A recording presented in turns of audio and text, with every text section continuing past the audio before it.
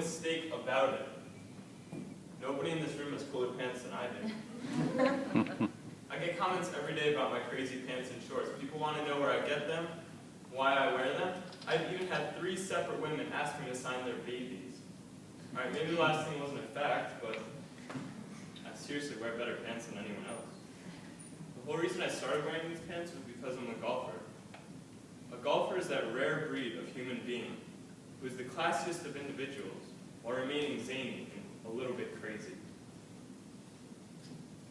I'm sure no one here wants to hear me rattle off my many golfing accomplishments, but if you do, I'm always available after this to answer questions.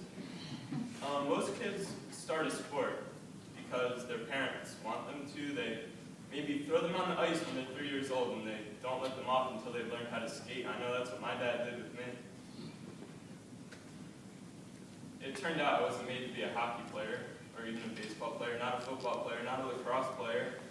Definitely not a professional tennis player or a bowler, even at that, and I was made to be a golfer, but not a lot of people know why I became a golfer. My plan was all set. Football in the fall, drama in the winter of my freshman year, and baseball in the spring. I played football and I did drama, but I never got around to playing baseball. It was March of my freshman year, and my family was on vacation at Smuggler's Notch in Vermont doing some skiing and snowboarding. My brother and I were foolishly racing down the hill like always, and he thought it'd be a good idea to cut me off and force me to try and stop. The short story turns out that I was going about 25 or 30 miles an hour, and 300 or 400 feet later I ended up on my face in the snow. Nothing felt wrong at first.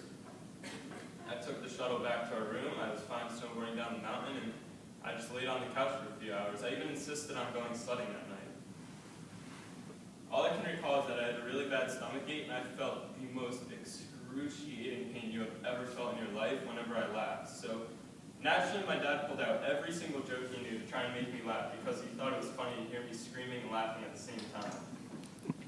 Around 5, my mom thought it might be a good idea to take me to the emergency room, and after a quick examination, the doctor told me that I had lacerated my spleen, and I was internally bleeding. It was a complete shock to me. I thought I was completely fine. If I had gone sledding that night, and if I had gone in the emergency room after that, I actually would have lost my spleen and most likely would have had to stop playing sports. Well, 3 days later, I was out of the intensive care unit and I was headed home. Just before I left, the doctor's words rattled in my head. He told me I couldn't play any contact sports for 3 months. Sports are my life.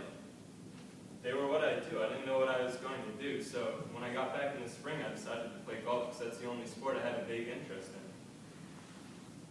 3 years later, I stand before you as an accomplished golfer with a promising future in the golf industry, and I wouldn't take that progress back for anything. I spent a long time being angry at my brother for cutting me off that day when really I should have been thanking him for putting me in the situation I was in today. And if there was any advice I could express to someone, it would be to just go with the flow. We all know that life is fun at times, it can be dismal at others. But if you just keep going with the hand you're dealt, then you have no excuse not to be successful. My moment of truth may have been that day. It may have been when I was writing this speech. It may have been when I picked up my first golf club. I don't know when it was. But I know I've had one. I know I keep having them. And I know it makes an impact on me as a person. Quite honestly, I have a lot of moments of truth that happen all the time.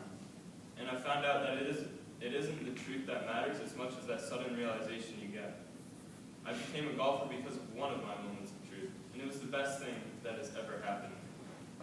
I look forward to nothing more than a life filled with these moments of truth because they make me who I am.